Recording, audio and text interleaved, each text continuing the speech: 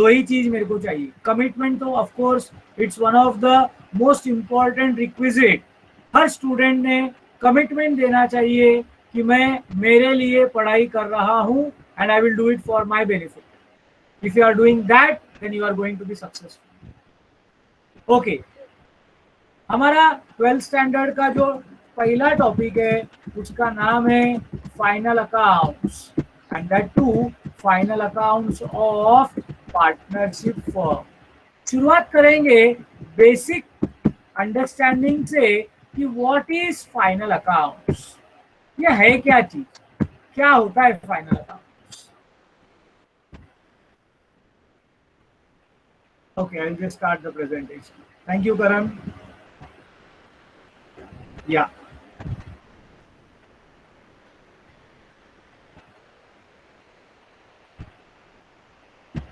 Perfect. So final accounts क्या होता है? Let us first understand that. My sound is not clear. Is it not clear only for Omkar or for everyone? मेरी आवाज it's clear. Omkar आपके यहाँ पर शायद थोड़ा इशू होगा नेटवर्क का, otherwise people are saying it is clear. Thank you friends. Final accounts I say is nothing but finalization of accounts। मतलब क्या? देखो, एक दो जन जिन लोगों का पास आवाज क्लियर नहीं है बोल रहे हैं, उन लोगों को अपना नेटवर्क चेक करना है। Otherwise all other students are comfortable, please manage that.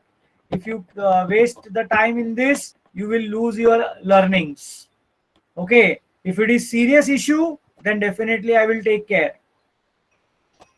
If we try to understand bookkeeping in a nutshell, जो 11th स्टैंडर्ड का सिलेबस है, हर बिजनेसमैन बिजनेस करता है प्रॉफिट्स कमाने के लिए। हर बिजनेसमैन बिजनेस करता है प्रॉफिट कमाने के लिए, लेकिन उसको प्रॉफिट हुआ कि नहीं ये कभी एक्चुअल रोज के व्यवहार में समझ में आता ही नहीं।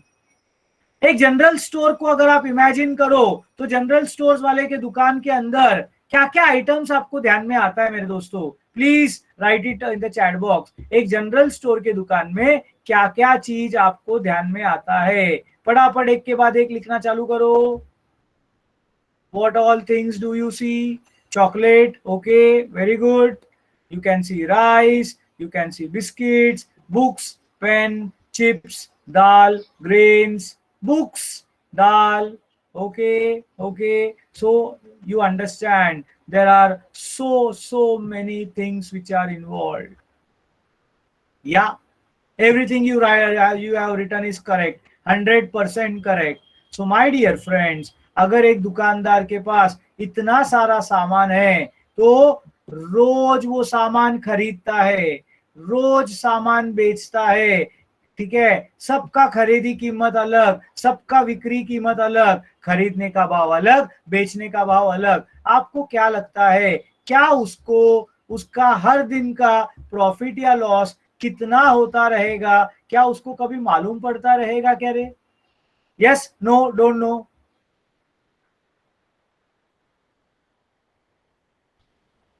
Honestly, it's impossible. Honestly, it is impossible to know कि उसको कितना प्रॉफिट हो रहा है या कितना लॉस हो रहा है। तो ये प्रॉफिट लॉस जानना जरूरी ही तो है, मालूम तो पड़ना चाहिए कि हम लोगों को बिजनेस में प्रॉफिट हो रहा है कि लॉस हो रहा है। इसीलिए हम लोगों ने सबसे पहला सब्जेक्ट लाया book keeping. Why was bookkeeping introduced? Bookkeeping was introduced to record the transactions in the books of accounts. सारे ट्रांजैक्शंस को बुक्स ऑफ अकाउंट्स में रिकॉर्ड करने के लिए। कहाँ रिकॉर्ड करते थे हम लोग? सबसे पहला we first record the transactions in a journal. Now, what is a journal? So journal is a book of prime entry. Journal is a book of prime entry. All transactions are recorded in a journal in the form of journal entry. अब ये journal entry कैसे बनता है ये सीखने के लिए आपको मेरे 11th स्टैंडर्ड के वीडियोस देखने होंगे। फ्रॉम जर्नल, जर्नल में तो सारे ट्रांजैक्शंस रिकॉर्ड हो जाते, लेकिन उससे भी अपने को डिटेल्स नहीं मिलता, इसीलिए हम लोग बनाते हैं उसके लेजर्स। लेजर में एक एक अकाउंट के बारे में लिखा रहता है। इसको मैं एकदम सिंपल तरीके से आपको एक्सप्लेन करता हूं दोस्तों। आप लोग सब लोगों ने, अभी 40 लोग यहाँ पर बैठे हैं जिन्होंने मेरे पास एडमिशन लिया है हेरम कोचिंग क्लासेस में। आप लोग सब लोग मेरे को, कोई आज आता है, कोई कल आता है, पैसा भरता है ना, सबका मैं अपने कैश बुक में एंट्री करता हूं। मुझे बताओ, क्या इतना एंट्री करने के बाद मेरा काम पूरा हो जाता है क्या? Is my work done? तो द आंसर इज नो। क्यों? There are so many reasons. आप लोग सब लोग ऑफ कोर्स 12th कॉमर्स में हो, लेकिन किसी का आईटी सब्जेक्ट है, किसी का मैथ्स सब्जेक्ट है, किसी का आईटी एंड मैथ्स है, किसी का दोनों नहीं है। कुछ लोगों को स्कॉलरशिप डिस्काउंट मिला है, कुछ लोगों को नहीं मिला है। स्कॉलरशिप डिस्काउंट मिलने वाले लोगों में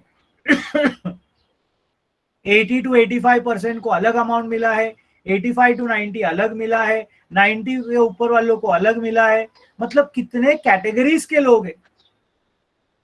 अब मेरे पास हर एक का फीस देखने जाओ तो अलग अलग होगा। मान के चलो मैं रैंडमली 4-5 लोगों के नाम बोलता हूं। से फॉर एग्जांपल, ओमकार ने आज 5,000 रुपया भरा, मान के चलो रुचिका ने 2,000 रुपया भरा, मान के चलो त्रिशा ने 10,000 रुपया भरा, करण ने 1,000 रुपया भरा। ठीक है, सब लोगों ने भरा। अब मैं उसको रिकॉर्ड करता हूं, तो ये हो गया जर्नल। अब ये कागज में तो मैंने रिकॉर्ड कर दिया, मेरे को कितना पैसा मिला ये मेरे को मालूम पड़ा।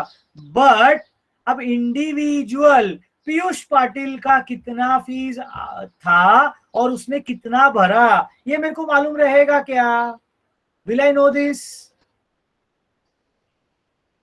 नहीं, क्योंकि उसमें तो सर लिस्ट में दर दर दर दर दर दर दर दर 150-200 लोगों के नाम है। It is impossible. समझो पीयूष पाटिल ने फुल फीस भर दिया, पीयूष पाटिल ने पूरा पैसा भर दिया, और मैं उसको कल पकड़ा, बोला पीयूष तेरा फीस बाकी है। क्लासरूम में मैंने सबके सामने पूछ लिया। पीयूष बोलेगा सर बघा ना बुक मध्ये सगळं भरलंय, क्योंकि वो भड़क जाएगा, इंसल्ट किया वैसा। ठीक है, ऑफ कोर्स पीयूष बहुत अच्छा लड़का है, ऐसा बोलेगा नहीं। I am just telling. सोचो ना, तुमने किसी का पैसा भर दिया और तुमको रास्ते में पकड़ के सबके सामने बोलते हैं पैसा दो, तो तुम थोड़ी प्यार से बात करोगे। ये तो मैं टीचर है, मेरा नसीब है कि तुम मेरे से प्यार से बात करोगे। सर भरा है सर, देखो जरा आप। दूसरा रहेगा तो 2-4 ऊपर का महामंत्र बोल के बोलोगे, है ना। राजू को समझा महामंत्र क्या होता है करके? हाँ, सो इंडिविजुअल अकाउंट बनाना जरूरी है कि ओमकार का क्या अकाउंट का स्टेटस है, कितना फीस है, कितना भरा है, रुचिका का क्या स्टेटस है, करण का क्या स्टेटस है, नेहा का क्या स्टेटस है, पीयूष का क्या स्टेटस है। तो ये अलग अलग अकाउंट बनाना, इसको बोलते हैं लेजर। इसको क्या बोलते हैं दोस्तों? लेजर। लेकिन लेजर भी बहुत स्कैटर्ड होते हैं, तो फिर उसमें से डेटर्स को अलग बनाते हैं। डेटर्स यानी वो लोग जिनको हम लोग सामान बेचते हैं, उनको बोलते हैं डेटर्स। क्रेडिटर्स, जिनसे हम लोग सामान खरीदते हैं, वो होते हैं क्रेडिटर्स। और फिर इनकम, एक्सपेंसेस, ऐसा कैटेगरीज के हिसाब से बनता है। और एक कागज में हम लोग इसको सब लिखते हैं, जिस कागज को बोलते हैं ट्रायल बैलेंस। ये हमारा शुरुआत, स्टार्ट पॉइंट है। तो अभी ट्रायल बैलेंस में क्या होता है? A trial balance is a list of debit and credit balances. Trial balance क्या है? It is a list of debit and credit balances. मेरे दोस्तों, हमने क्या किया, सब लोगों को आइडिया समझ में अभी आपको? वो जिन लोगों ने 11th का वीडियोस देखा है ना, उनको सब एकदम इजी लगने लगेगा। अरे हाँ, मॉरल ऑफ द स्टोरी तो बहुत इजी है। कि ट्रांजैक्शन हुआ, व्यवहार हुआ, व्यवहार से जर्नल लिखा, जर्नल से लेजर बनाया, लेजर से ट्रायल बैलेंस। अब हमारे पास पूरा समरी आ गया है। हाँ, लेकिन अभी इसके अंदर भी कचरा, कचरा मतलब बहुत सारी चीजें हैं। इसमें इनकम भी है, इसमें एक्सपेंस भी है, इसमें एसेट भी है, इसमें लाइबिलिटीज भी है। अब फाइनल अकाउंट्स में हम लोग इसको अलग अलग करना चाहेंगे। तो फाइनल अकाउंट्स बनाने का आधार, बेस, ये ट्रायल बैलेंस होता है। ट्रायल बैलेंस में दो प्रकार के बैलेंसेस होते हैं, एक होता है डेबिट बैलेंसेस और दूसरा होता है क्रेडिट बैलेंसेस। अगर हम लोग ध्यान से देखें ना मेरे दोस्तों, डेबिट बैलेंसेस की तरफ, if you look at debit balances, तो डेबिट बैलेंसेस में प्राइमरीली अगर हम लोग सोचे तो क्या हो सकता है, ठीक है, if it is related to the owners तो उसमें होता है ड्रॉइंग्स। ओनर से रिलेटेड जो पैसा ओनर ने घर पे लेके गया उसको बोलते हैं ड्रॉइंग्स, वो होता है। इसके अलावा होता है ऑल एक्सपेंसेस एंड लॉसेस। क्या होता है? All expenses and losses. और होते हैं सारे एसेट्स। कंसंट्रेट करो, ध्यान से समझ लो, इजी भाषा में बता रहा हूं। ट्रायल बैलेंस में डेबिट और क्रेडिट बैलेंस होते हैं। डेबिट बैलेंसेस में ड्रॉइंग्स अलग कर लो because it is related to owner. फिर आता है एक्सपेंसेस एंड लॉसेस, और क्या होते हैं? एसेट्स। ये एक्सपेंसेस एंड लॉसेस को और ध्यान से देखोगे आप, अगर ये एक्सपेंसेस एंड लॉसेस को ध्यान से अगर आप देखोगे तो इसमें आपको दो चीज और दिखाई देगा। क्या दिखाई देगा? if you will find a very simple similarity between the two, and that is very simple, they may be either direct expenses or indirect expenses. Accountancy में एक वो चीज हमेशा याद रखना, the word expenses includes the word losses. अगर आपने खर्चा किया है मतलब आपका नुकसान भी हो सकता है, ऐसा उसका मतलब होता है। मैं क्या बोला, वापस रिपीट करता हूं, सिंपल सा एग्जांपल बताता हूं मेरे दोस्तों। अगर आपने सुबह उठकर घर के लिए दूध खरीदने को गए तो मिल्क परचेस्ड, मिल्क परचेस्ड क्या है आपका? मिल्क के परचेज क्या है दोस्तों? It is an expense. Very good Karan, thank you. Reply देते रहने का मेरे लेक्चर में, दैट इज वेरी इंपॉर्टेंट। सब लोगों ने देने का, भले ही सेम आंसर दे रहे हो but everyone must give that. अब आपने मिल्क खरीदा तो आपका एक्सपेंस हो गया, घर पे आया उसको उबाला आपने और दूध फट गया। बोलो क्या हुआ आपका?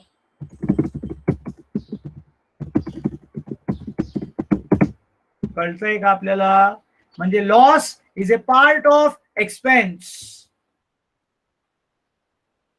Loss is a part of expense, ऐसा बोला जाता है। अब सवाल उठता है, सर ये डायरेक्ट इनडायरेक्ट क्या बोला आपने, हमको समझ में नहीं आया। एकदम इजी है मेरे दोस्तों, एक सिंपल एग्जांपल देता हूं, ध्यान से जवाब देना, आपको डायरेक्ट इनडायरेक्ट समझ में आ जाएगा। डायरेक्ट एक्सपेंसेस वो होता है, direct expenses are those expenses which are incurred for purchase or production of goods। म्हणजे काय सर? सोचो, एक भाजीवाला, एक सब्जी वाला, इमेजिन करो मेरे दोस्तों, एक सब्जी वाला कल्याण ईस्ट में उसका छोटा सा टपरी है, दुकान है, जहां पर वो सामान सब्जी बेचता है। रोज सुबह 4:30-5 बजे कल्याण वेस्ट में होलसेल के मार्केट में जाता है। Please pay attention very carefully.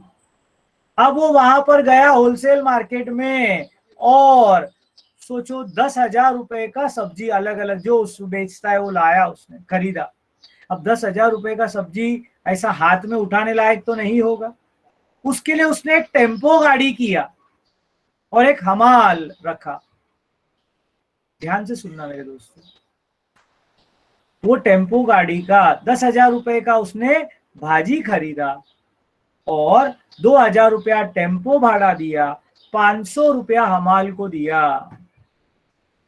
तो ये जो 2,000 रुपया टेम्पो भाड़ा और 500 रुपया हमाल को वो देगा, उसको हम लोग बोलेंगे direct expenses, because it is incurred for purchase of goods. सामान खरेदी करताना जे खर्च होतो दैट इज डायरेक्ट। बोलो मीनिंग समझ में आया क्या?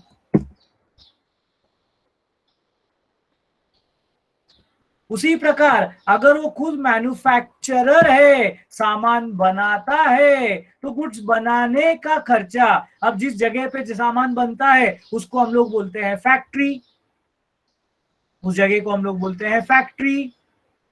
तो फैक्ट्री में होने वाला सारा खर्चा ये डायरेक्ट एक्सपेंसेस कहलाता है। तो इसके अंदर क्या क्या आता है सर?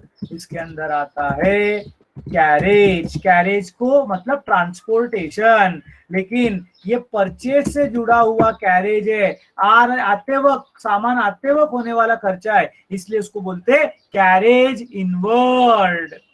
वो जो हमाल था जिसने सामान उठा के गाड़ी में भरा और या अपनी दुकान पे लाके डालेगा, उसको हम लोग जो पैसा देंगे, मजदूरी देंगे 500 रुपया, उसको हम लोग बोलेंगे वेजेस।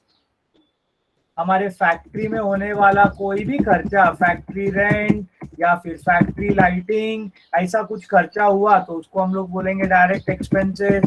रॉयल्टी एक बहुत बड़ा डायरेक्ट एक्सपेंस है। रॉयल्टी यानी एक ऐसा खर्चा जो हम लोगों को किसी और का पेटेंट, किसी और का फॉर्मूला यूज किया तो जो पैसा देना पड़ता है। बहुत लोग ऐसा होते हैं ना दोस्तों, जो दूसरे का डिजाइन लेकर खुद यूज करके बनाते हैं, तो ऐसे टाइम पर जो हम लोगों को सामने वाले को पैसा देना पड़ता है that is called as royalty. Factory में यूज होने वाला coal, gas and water, factory में यूज होता है ये सब चीज ईंधन के तौर पर, ठीक है, वो हमको देना पड़ता है। या फिर पावर एंड फ्यूएल, ये सब हमारे कौन से एक्सपेंसेस में आते हैं? These are called as direct. Direct क्यों? It is related to purchase और प्रोडक्शन ऑफ गुड्स। अगर आप लोगों को ये समझ में आ गया है, you can give me a thumbs up. मेरा स्पीड, मेरा बोलने का तरीका, लैंग्वेज, क्या आप सब लोग कंफर्टेबल हो?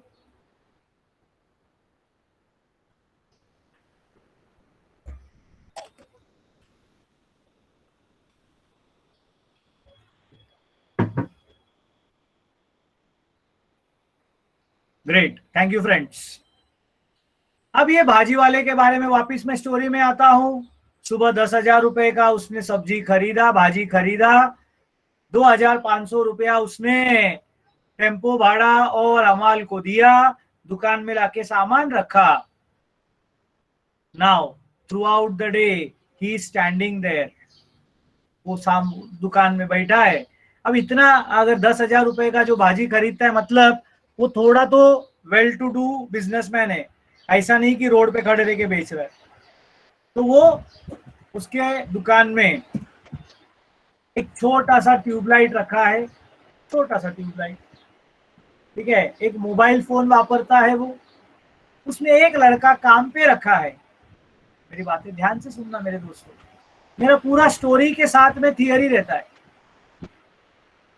अब वो छोटा सा एक बल्ब क्यों ना लगाया हो, उसका इलेक्ट्रिक बिल तो आता रहेगा। Yes no don't know. वो फोन रखा है, मतलब हर महीना फोन में रिचार्ज तो करता रहेगा।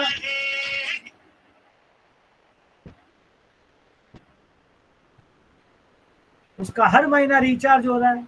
एक लड़के को उसने दुकान पे काम पे रखा है, तो वो उस लड़के को पगार तो देता रहेगा।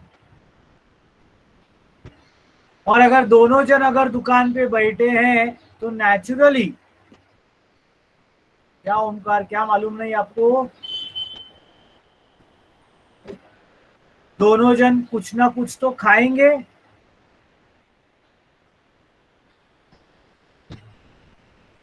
ऑफ कोर्स यही वड़ा पाव, चाय, जो भी खर्चा रहेगा।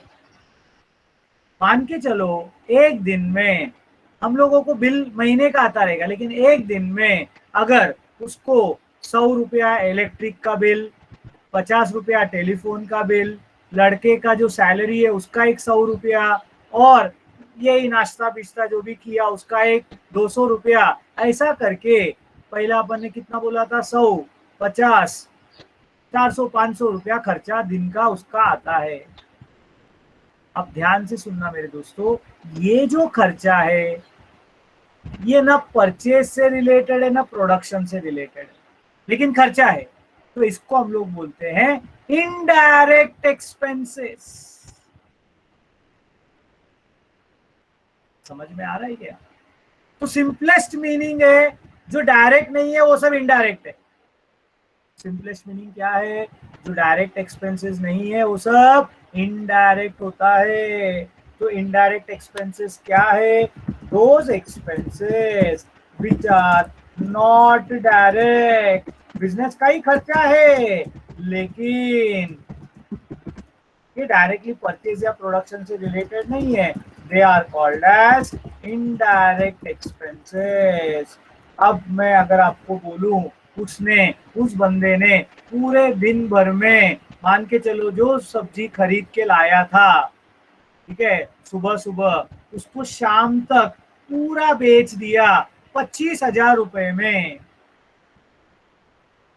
ठीक है। अब थोड़ा मैं कैलकुलेशन में आ रहा हूं, तो 25,000 में जो बेचा उसको हम लोग बोलेंगे सेल्स।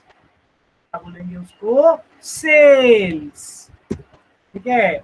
अब मेरे को जानना है कि उसको प्रॉफिट कितना हुआ, मेरे को जानना है उसको प्रॉफिट कितना हुआ। तो उसने सामान खरीदा, खरीदी को हम लोग बोलेंगे परचेजेस, खरीदी को हम लोग बोलेंगे परचेजेस। तो 10,000 रुपए का उसका परचेज हुआ। उसका डायरेक्ट एक्सपेंसेस आपको याद रहेगा तो 2,500 रुपया हुआ था, और ठीक है इनडायरेक्ट एक्सपेंसेस उसका हुआ 500। हम लोग 500 मान के लिए फ्रेंड्स।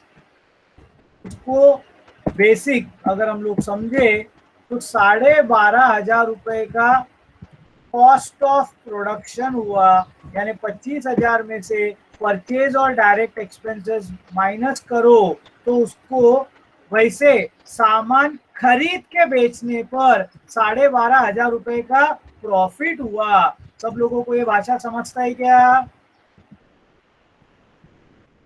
इस 12,500 को अकाउंटिंग के दुनिया में बोला जाता है ग्रॉस प्रॉफिट किंवा total profit.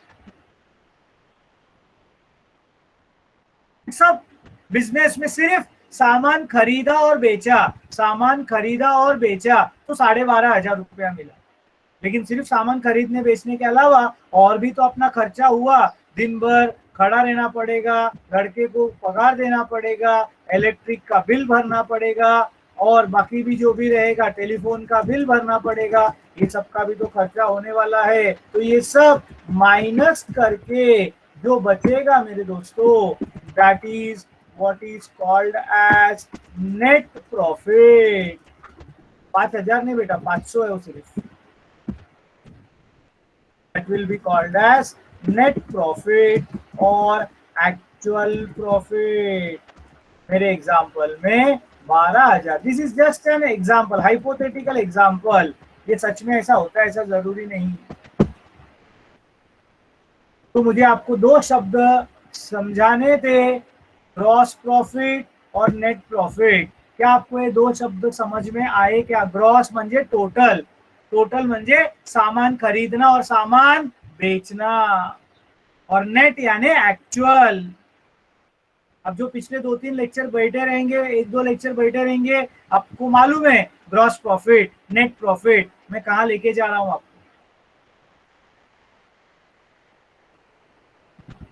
So my dear friends, direct expenses सीख लिया। इनडायरेक्ट को सर आपने बरोबर बताया नहीं, सिर्फ बोला कि जो डायरेक्ट नहीं है वो इनडायरेक्ट है, ऐसा चलेगा क्या?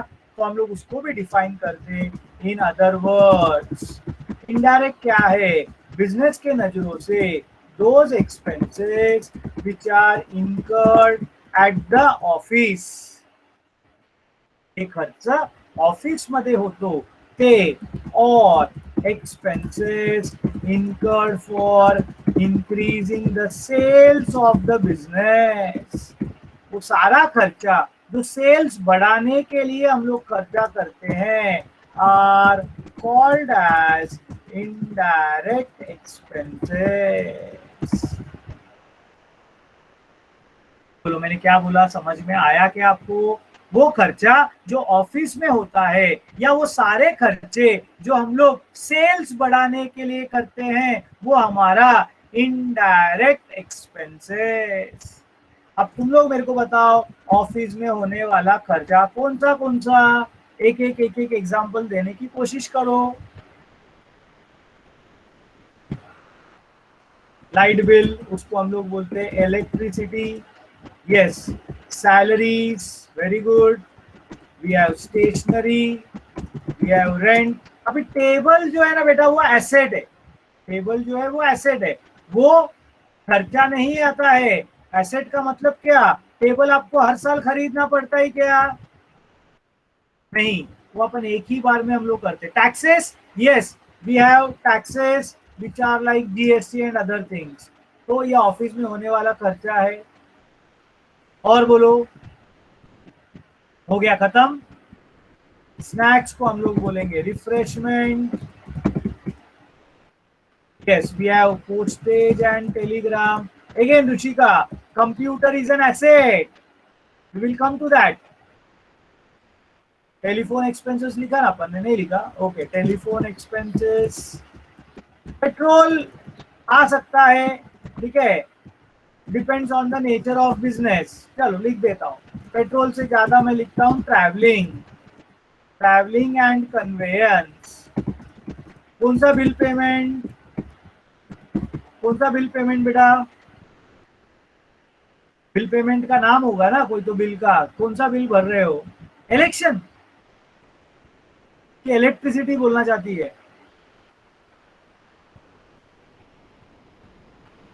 अच्छा, electronic. Okay, fine fine. Don't laugh on others mistake ever friends. कोई गिरेगा तो कभी हंसने का नहीं, क्योंकि जिंदगी में याद रखना हर एक का बैलेंस शीट टैली होने वाला है. आज तुम हंसे तो कल तुम्हारे पे कोई हंसेगा. हंसने का, खुद के ऊपर हंसने का. हाँ, बात किया ना अपन ने. लाइट बिल लिखा है बेटा, इलेक्ट्रिसिटी लिख दिया है अपन ने. Never laugh on others. उससे क्या होता है ना, कोई बोलना चाहता है तो अगले बार बोलेगा नहीं. आप इन ए वे डिमोरलाइज करते हो. लाइफ में ना कभी भी खेकड़ा नहीं बनने का. खेकड़े की आदत क्या है, वो कभी किसी को ऊपर जाने को देता नहीं. हमेशा you must be able to encourage people. Okay, mistakes are common. मैं भी गलती करता हूँ यार, आज भी गलती करता हूँ इतने सालों के बाद भी. So let us all, we are all team members. हम लोग को एक दूसरे को प्रोत्साहन देना है. Dayashankar Mishra, hold on. कुछ नहीं नहीं नहीं नहीं नहीं. करण शर्मा एकदम ऑफ ट्रैक चला गया. हाँ, कमीशन पेड. मैं आ रहा हूं. अभी ये सब ऑफिस के खर्चे हो गए. सेल्स बढ़ाना है तो सेल्स बढ़ाने के लिए सबसे पहला क्या करना पड़ता है? एडवर्टाइजमेंट. क्या करना पड़ता है? एडवर्टाइजमेंट. हाँ, किसी ने बोला marketing is a big term, smaller term is advertisement. Carriage जब हम लोग सामान खरीदते हैं तो इनवर्ड हम लोग फ्री होम डिलीवरी देते हैं दोस्तों. सब जगह पे फ्री होम डिलीवरी. आजकल होटल्स में और सब जगह पे फ्री होम डिलीवरी चालू है. लेकिन दुकानदार का तो खर्चा होता ही रहेगा ना.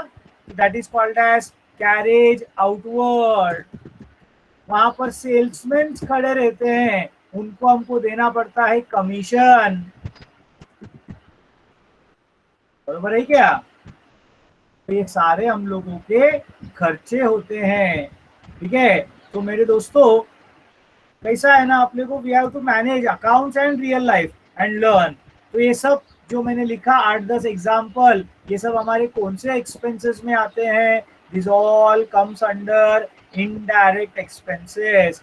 आई will add a few so that you can have them.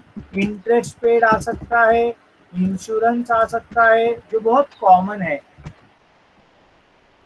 और मैंने पहले ही बोला the word expenses also include losses, ठीक है, लॉसेस भी इसमें इंक्लूड होते हैं।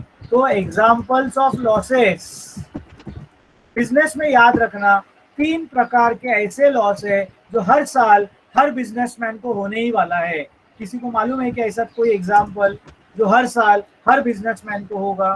Very good. Loss by fire पूछा, ऐसा कौन सा दुकान है रे जहां पर हर साल आग लगते ही रहता है? Bad debts is one, customer ने पैसा डुबाया तो बैड डेब्ट्स होता है। वेरी गुड सिद्धांत, वेरी नाइस। डिस्काउंट अलाउड, हमेशा देना ही पड़ता है। Very good Ragini. Depreciation, asset use करो तो हमारा उसमें एसेट का वैल्यू कम होता है। ये ऐसे 3 लॉस है जो हर साल हर बिजनेसमैन को अपने जेब से नुकसान सहना ही पड़ता है। बैड डेब्ट्स वो जो अमाउंट हमारे डेटर्स कस्टमर डुबाते, हमने उधारी में सामान बेचा भरोसा करके कि वो पैसा देगा, लेकिन वो पैसा डुबा दिया। डिस्काउंट वो जो पैसा भरने को आया तो बोलता है कितना कम करोगे, वो डिस्काउंट, कैश डिस्काउंट। और डिप्रीसिएशन यानी हर साल एसेट का वैल्यू कम होता है, वो जो वैल्यू कम होता है that is what is called as depreciation. बोलो ये तीनों समझ में आया क्या? Yes, no, don't know. अब अगला पार्ट, इसके अलावा भी बहुत सारे लॉसेस होते हैं, जैसे loss by fire, loss by theft, ठीक है, बहुत कुछ आ सकता है, मैं कुछ बता रहा हूं आपको।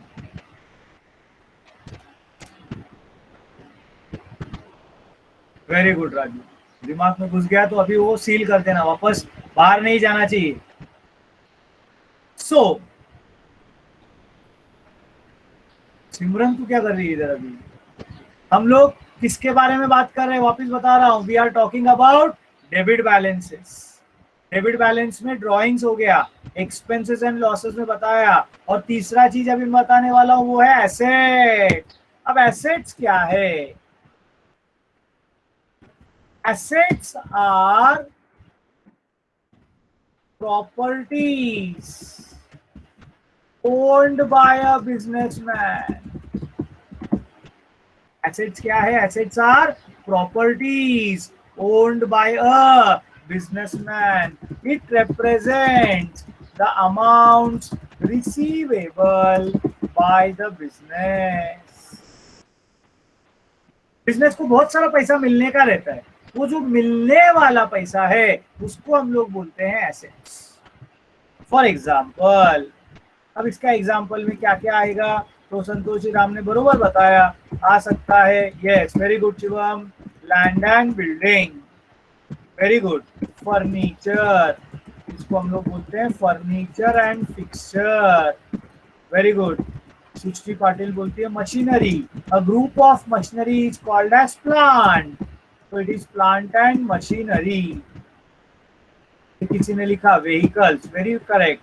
फिर किसी ने लिखा I missed out on vehicles बोला, और क्या बोला था जो मैंने टाइप नहीं किया है?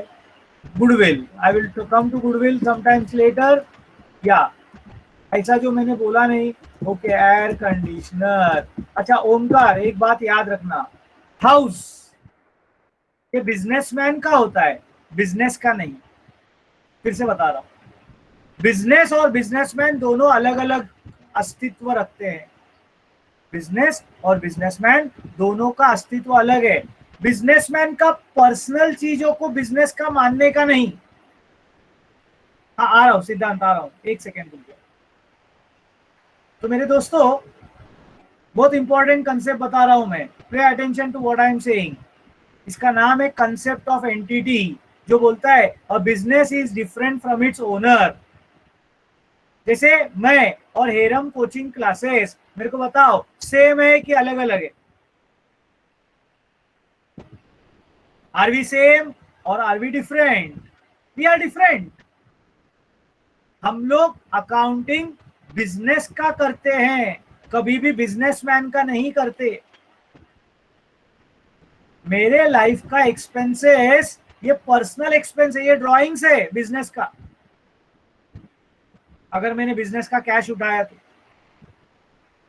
तो इसलिए हाउस नहीं आएगा। हाँ चलो, इसके अलावा आएगा डेटर्स, वो सारे लोग जिनको हमने सामान उधारी में बेचा, वो डेटर्स।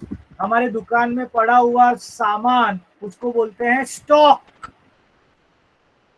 दुकान में सामान तो रहेगा ना मेरे दोस्तों। ऐसा कोई दुकान देखा है कि आपने जो हर रात को खाली हो जाता है? अगर हर रात को दुकान खाली होता है मतलब उधर चोरी होता है। नहीं तो हर दुकान में सामान बंद करते वक्त वो छोटा भाजी वाला क्यों ना हो, उसके दुकान में भी सामान पड़ा रहे, तो उसको बोलते हैं stock. Unsold goods called as stock. हाँ, फिर कुछ लोगों ने बोला कैश इन हैंड, जो रोकड़ा पैसा है वो, कैश एट बैंक, बैंक में रखा हुआ। वापस किसके अकाउंट के पैसे की बात कर रहा हूं, ओनर या बिजनेस?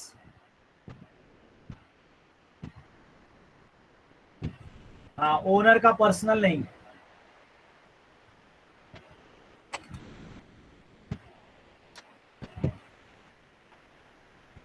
समझ में आया क्या?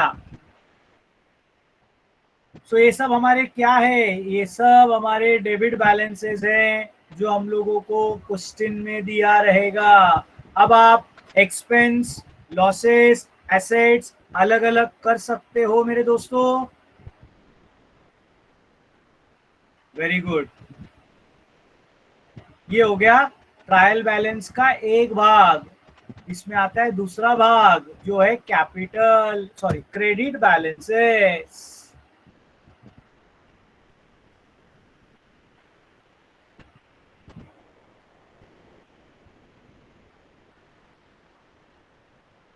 Are you enjoying this or are you getting bored?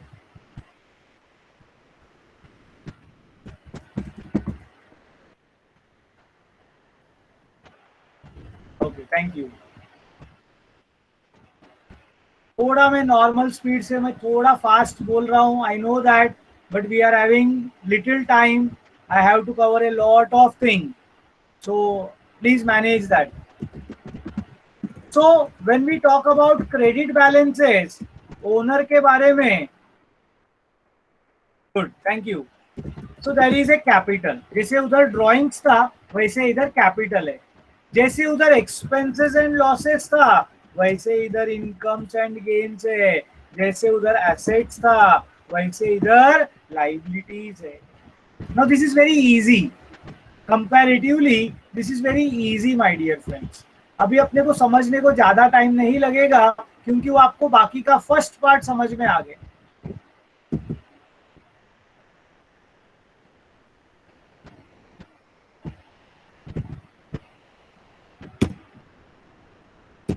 तो इनकम्स एंड गेन्स मतलब जो हमारी कमाई होती है उसको हम लोग बोलते हैं our incomes and expenses, sorry our incomes and gains. तो अगर if I am talking about examples of incomes and gains, क्या क्या हम लोगों को बिजनेस में मिलता है, क्या क्या हमको मिलता है, तो हमको मिलता है सेल, सबसे बड़ा इनकम। इसके अलावा हमने अगर दूसरे का सामान बेच के दिया तो हमको मिलता है कमीशन। हमको मिल सकता है यस इंटरेस्ट, किसी कंपनी में शेयर्स खरीदा तो हमको मिल सकता है डिविडेंड, और हमको बिजनेस में हो सकता है वी रिसीव डिस्काउंट। प्रॉफिट बोला तो you can have profit on sale of assets. Sale लिखा उसके अंदर प्रॉफिट आ जाता है। जब मैं सेल लिखता हूँ, इधर देखो, अगर आप बिजनेस की बात कर रहे हो, सेल लिखा तो उसके अंदर प्रॉफिट तो आ गया ना। अगर आप इस प्रॉफिट की बात कर रहे हो तो सेल्स में वो कवर हो जाता है। और लाइबिलिटीज क्या होता है ये बताकर आज का लेक्चर में स्टॉप करूंगा। रागिनी, बैड डेब्ट recovery is a big term, I will not touch it now. So liabilities are amounts payable by the business. Yes. अब इसके एग्जाम्पल क्या क्या आएंगे, इसके एग्जाम्पल क्या क्या आएंगे, तो इट इज लोन टेकन, आपण कोणाकडून लोन घेतला असेल तर ते लोन। इसके अलावा there can be outstanding expenses, किसी का पैसा देना बाकी है तो। फिर इसके अलावा आ सकता है बिल्स पेबल, देने का पैसा, ठीक है। बैंक ओवरड्राफ्ट का एग्जांपल्स कम रहता है, 4-5 ही एग्जांपल रहता है, उतना ही आपको याद रखना है। And yes, we have creditors. So what we have covered today is a very short example of what is basically happening in bookkeeping. Trial balance क्या है, डेबिट बैलेंसेस में डायरेक्ट इनडायरेक्ट, क्रेडिट बैलेंसेस में incomes gains liabilities. इतना आप लोगों को मैं group में ही ऑफ कोर्स सेंड कर दूंगा, मैं कोई अलग ग्रुप नहीं बनाने वाला हूँ आप लोगों के लिए। I will be sending you these things, right it down, ठीक है। यू कैनॉट लीव ओमकार, आपका भी लेक्चर है और एक इकोनॉमिक्स का, 2 लेक्चर है दिन में। जितना आप लिखोगे उतना आपको फायदा ज्यादा होगा।